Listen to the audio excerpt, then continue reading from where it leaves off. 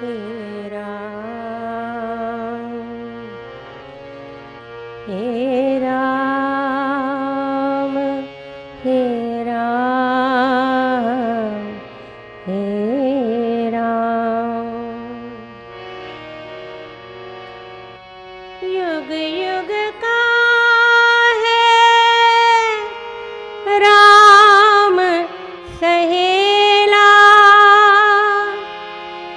राम भक्त नहीं रहे अकेला,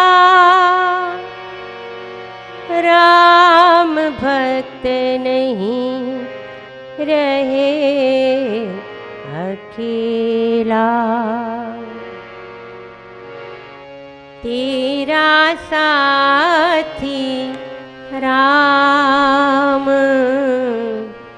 मनवा क्यों घबराए रे। तेरा साथी राम, मनवा क्यों घबराए रे। क्यों घबराए रे, मनवा क्यों घबराए रे। तेरा साथी राम, मनवा क्यों घबराए रे।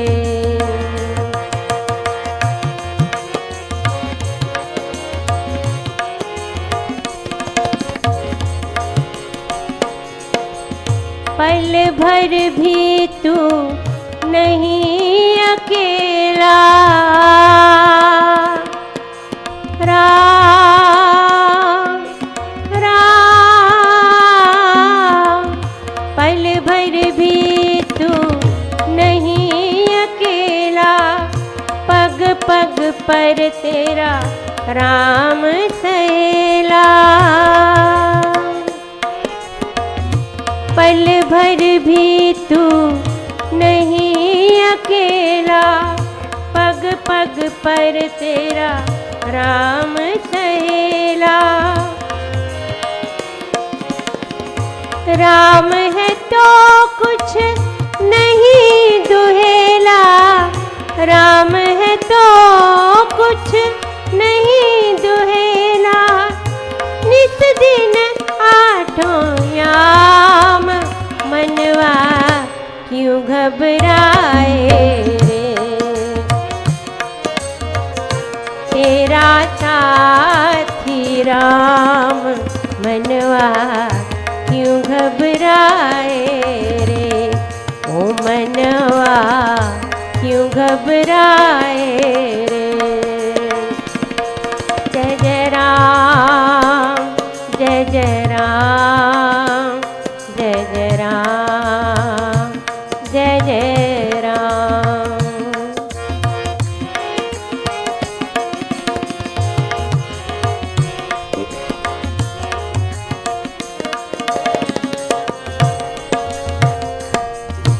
अंग संग नित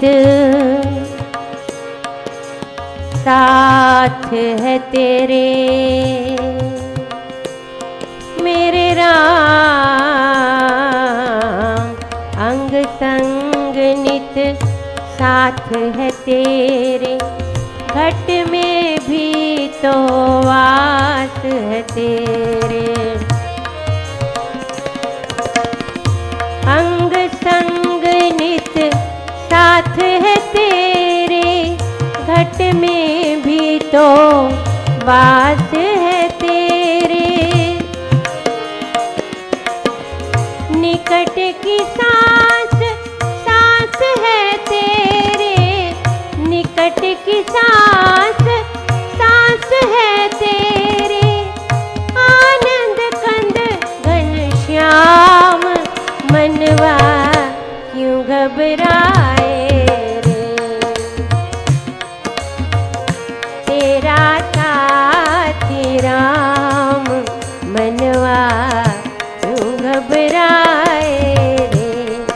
ओ मनवा क्यों घबराए रे।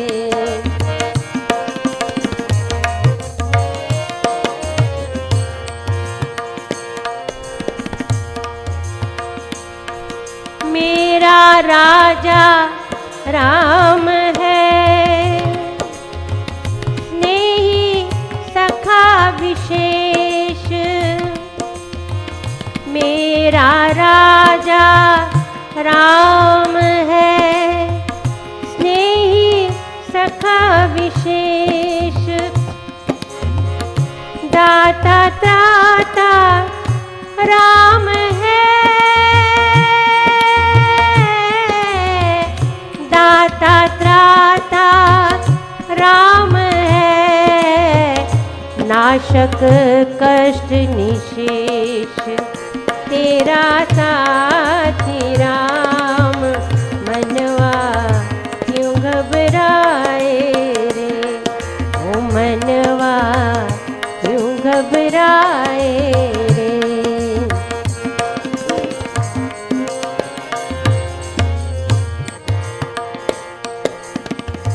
प्रीत न कोई अंत निभाए, एक राम एक संत निभाए। ओ प्रीत न कोई अंत निभाए, एक राम एक संत निभाए। बाकी दुनिया आए जाए, बाकी दुनिया आए जाए।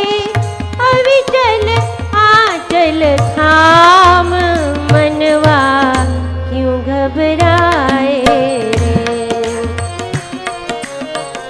तेरा साथी राम, मनवा क्यों घबराए रे, ओ मनवा क्यों घबराए रे।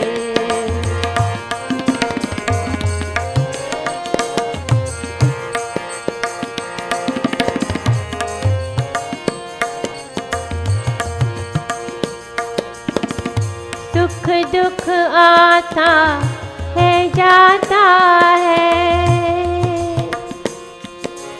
सुख दुख आता है जाता है। राम विमुख ही विचलाता है, पर निर्दोष न घबराता है, पर निर्दोष न घबराता है। सब तज भज हरि नाम, सब तज भज राम नाम। मनवा क्यों घबराए रे, तेरा साथी राम। मनवा क्यों घबराए रे, क्यों घबराए रे। मनवा क्यों घबराए रे, तेरा साथी राम। मनवा क्यों घबराए रे। राम राम राम राम राम राम राम, राम राम राम राम राम राम राम, राम राम राम, राम राम राम, राम राम राम, राम राम राम,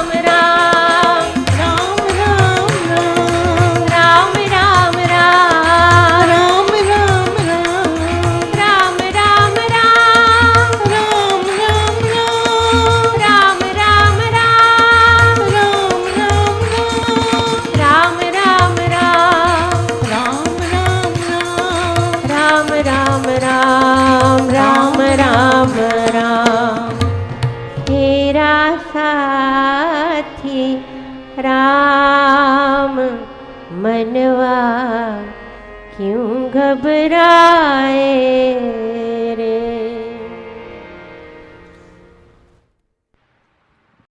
बहुत बहुत धन्यवाद देवियों।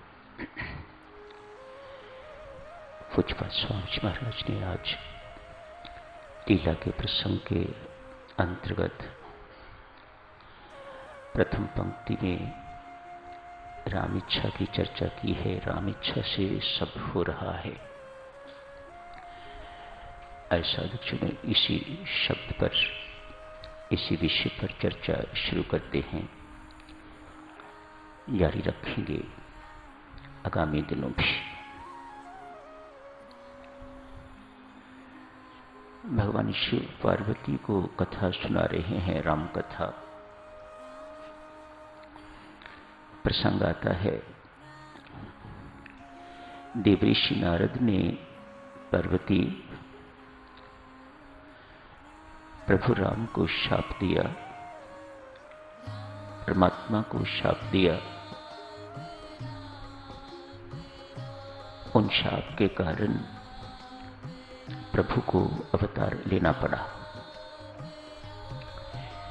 पार्वती ये बात सुन के तो विस्मयाकुल है, बहुत चकित हुई। देवऋषि नारद जैसा भक्त, भक्ति का आचार्य, परम भक्त, और उन्होंने भगवान को शाप दे दिया। पार्वती को चकित देख के मुस्कुरा के भगवान शिव कहते हैं, पार्वती, इस संसार में न कोई बुरा है, न कोई अच्छा, न कोई ज्ञानी है, न कोई मूर्ख अज्ञानी। ये रघुवीर सरकार जिसको जो बनाना चाहते हैं, जहां बनाना चाहते हैं, वैसा ही हो जाता है। देवऋषि नारद को परम भक्त बनाना चाहा तो वो बना दिया। काम क्रोध लोभ पर विजयी बनाना चाहा तो वो बना दिया। काम का दास बनाना चाहा तो वो बना दिया। पार्वती, इस सब मेरे राम की लीला है। इसी लीला का साक्षण स्वामी जी महाराज वर्णन कर रहे हैं। रावण लक्ष्मण को उपदेश देते हैं, मरने की तैयारी है। प्रभु राम ने भी उपदेश मांगा और लक्ष्मण ने भी उपदेश मांगा। तो जो उपदेश लक्ष्मण को दिया, उनके माध्यम से साधुजनों जो हमें रावण ने समझाया है अपने जीवन से, वे यूं है। रावण कह रहे हैं, लक्ष्मण, प्रत्येक प्राणी की प्रत्येक इच्छा की पूर्ति प्रभु राम के अधीन। ये रावण जैसा शक्तिशाली व्यक्ति, जिसका प्रकृति पर पूरा नियंत्रण, देवी देवता जिससे घबराते, वह अंत समय उपदेश दे रहा है। लक्ष्मण, प्रत्येक प्राणी की प्रत्येक इच्छा की पूर्ति राम जी के अधीन।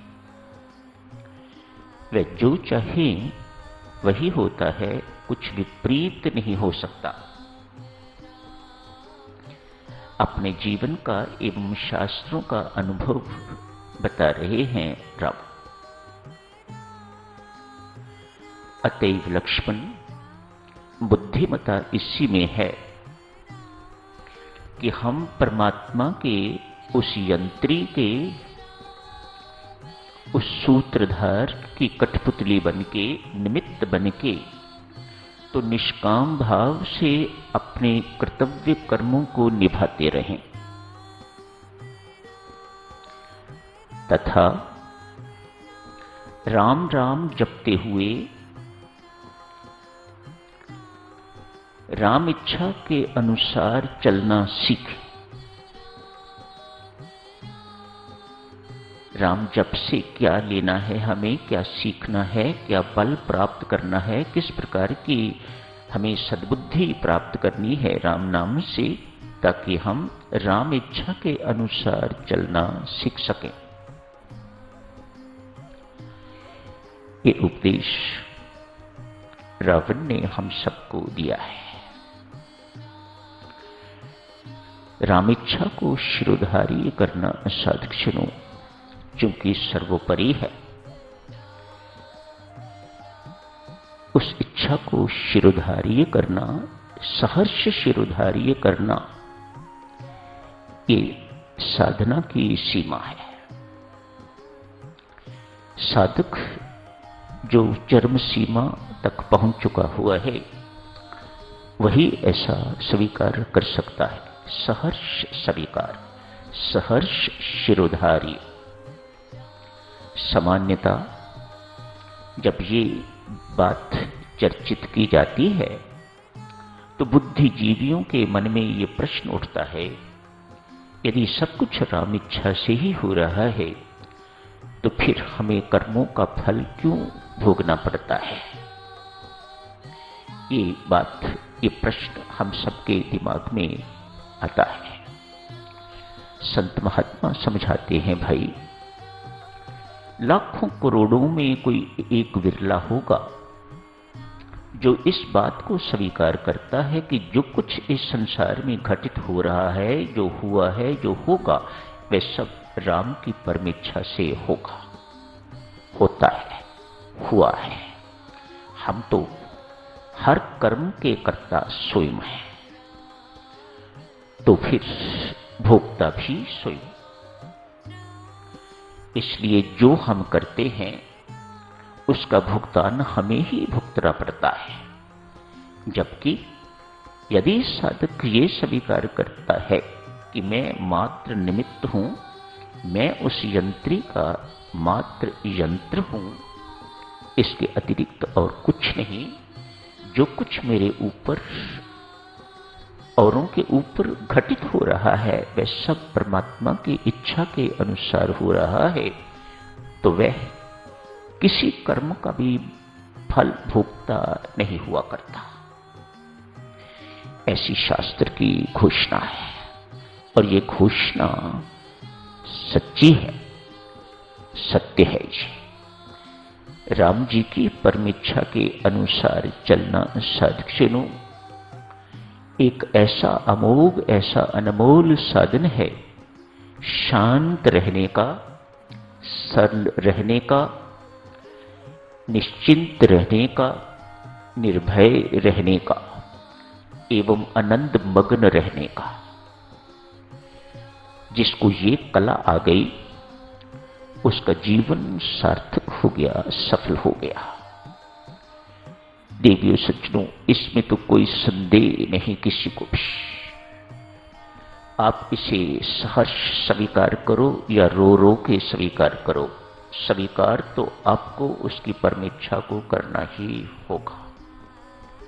समझदारी इसी में ही है कि रो रो के, किंतु परंतु करके स्वीकार न करो, सहर्ष स्वीकार करना सीखो। परमेच्छा सर्वोपरि है। आप इसे होनी कहते हो, होनी बड़ी प्रबल है, परमात्मा की इच्छा बड़ी प्रबल है, प्रारब्ध बड़ी प्रबल है।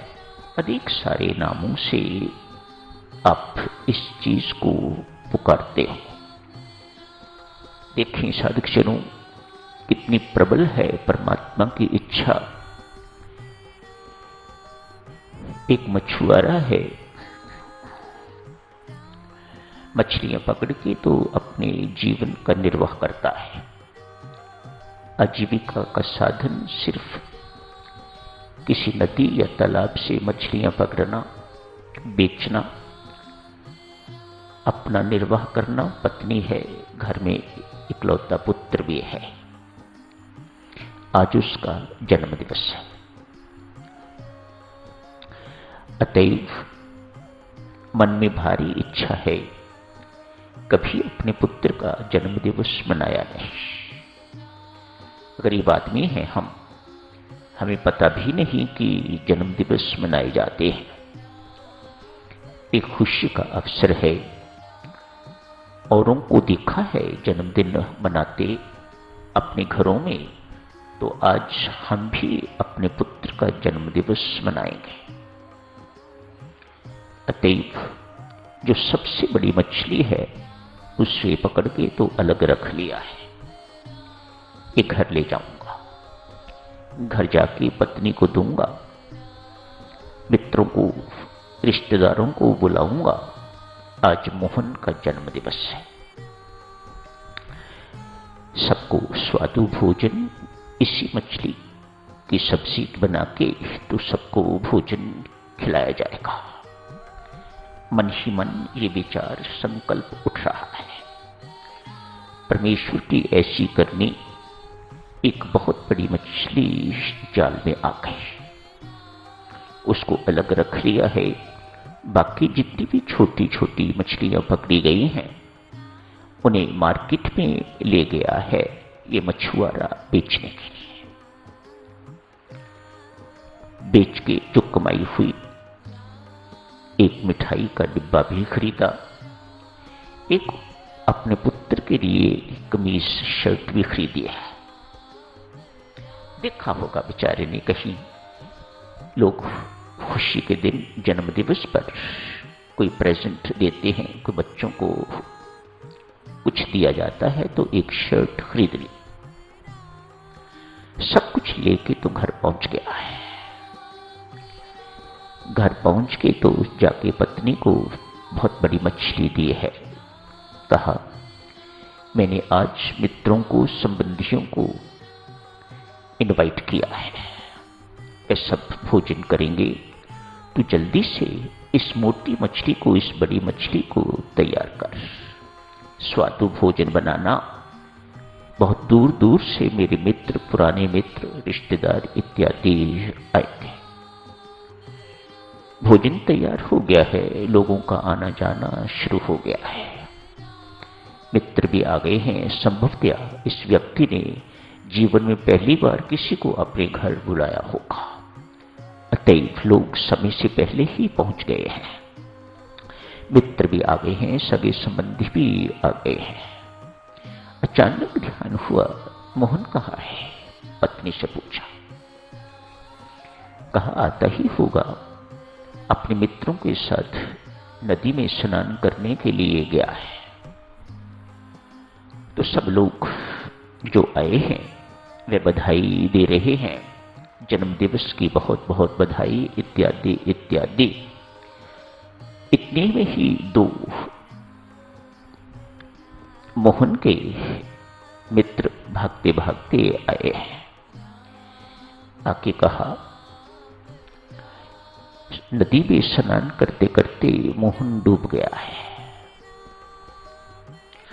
बहुत कोशिश करने पर भी हम उसे बचा नहीं सके।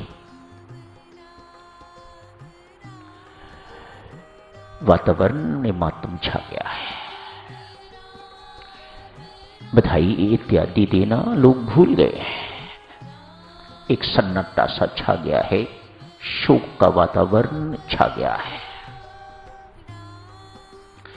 दोनों पति पत्नी भागते भागते गए हैं नदी के किनारे। मोहन के शव को बाहर पड़े हुए देखा है। विश्वास नहीं हो रहा कि ये मोहन अब कभी वापस नहीं लौटने वाला। ये मोहन कभी हमें मम्मी डैडी, माताजी, पिताजी नहीं कहने वाला। रो रो के दोनों पत्नी पत्नी का बुरा हाल है। क्या करेगा बंदा? ऐसे समय में क्या करेगा? छाती पीट पीट के रोएगा, जो ये कर रहे हैं।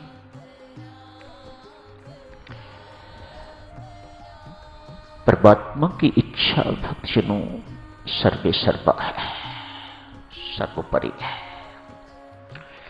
उसके आगे हमारी किसी की कुछ नहीं चलती।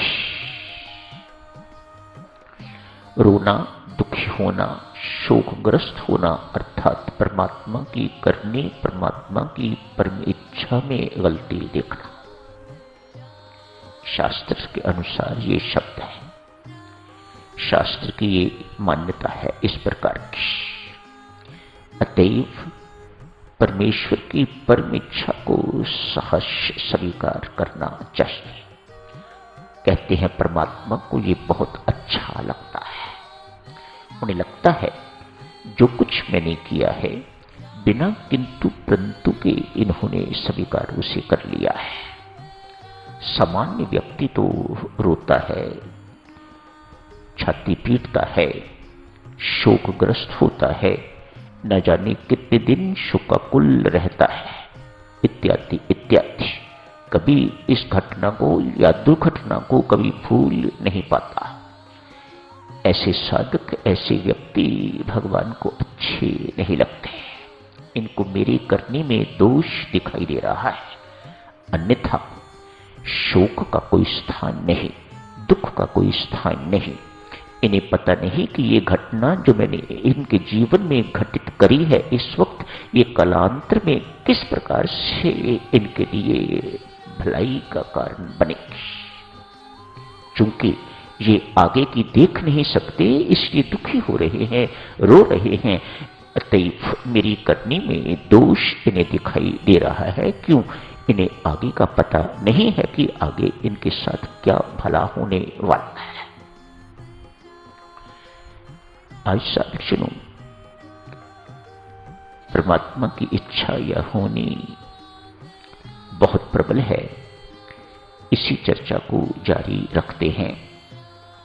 राजा जनक कहीं से निकल रहे थे, क्या देखते हैं एक वृद्धा मरी पड़ी है। वृद्धा तो नहीं कही जा सकती, छोटी ही आयु की महिला होगी, लेकिन चिंताएं, दुख आदमी को अकाल वृद्ध बना देते हैं, इसमें कोई शक नहीं। आयु तो जवानी जैसी आयु ही होती है, लेकिन चिंताओं का पहाड़, दुखों का पहाड़ व्यक्ति को वृद्ध जैसा बना देता है। आज ये वृद्धा दिखाई देने वाली महिला मरी पड़ी है। 6 महीने का इसका पुत्र दूध के लिए रो रहा है, भूखा है, तड़प रहा है।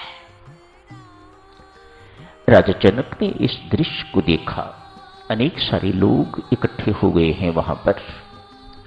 वहीं पर एक युवती गागर लिए हुए भी खड़ी हुई है। वह हंस के, मुस्कुरा के, अच्छी तरह से हंस के तो नदी की ओर चल पड़े। राजा जनक को ये बात बड़ी विचित्र सी लगी।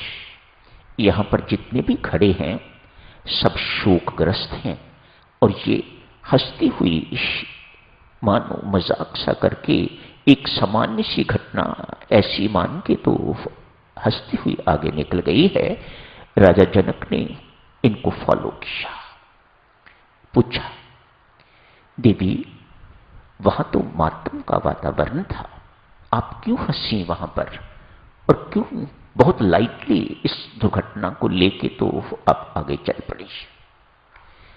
कहा राजा जनक, ये ऐसा होना ही था सो हो गया, इसमें रोना धोना क्या है। कुछ वर्ष के बाद रावण के घर एक पुत्री पैदा होने वाली है, ये देवी बोल रही है। कुछ देर के बाद, वर्षों के बाद रावण के घर एक पुत्री पैदा होने वाली है। उस पुत्री का विवाह रावण के घर एक सफाई कर्मचारी है, जमादार, उसके पुत्र से होगा। उसको बोलो इसको टाल के दिखाए। अब मेरे पास समय बहुत कम है, मुझे रोको मत, मैं अधिक बातचीत नहीं कर सकती। मुझे अपनी सूरत परमात्मा में जोड़नी है। क्यों? अभी मैं पानी लेके स्नान करके पानी की गागर लेके घर पहुंचूंगी। अपने पति को जाके स्नान करवाना है। स्नान करवाने के बाद किचन में जाऊंगी, भोजन इत्यादि अपने पति के लेने के लिए। उसी वक्त छत गिरेगी और मेरी मृत्यु हो जाएगी। मेरे पास समय बहुत कम है, मुझे अपनी श्रुत को परमात्मा के साथ जोड़ना है। राजा जनक कहते हैं ये सब कुछ मैंने अपनी आंखों से होते हुए देखा। कल जारी रखेंगे साधुजनों इस चर्चा को। आज यही समाप्त करने की इजाजत दीजिएगा। धन्यवाद।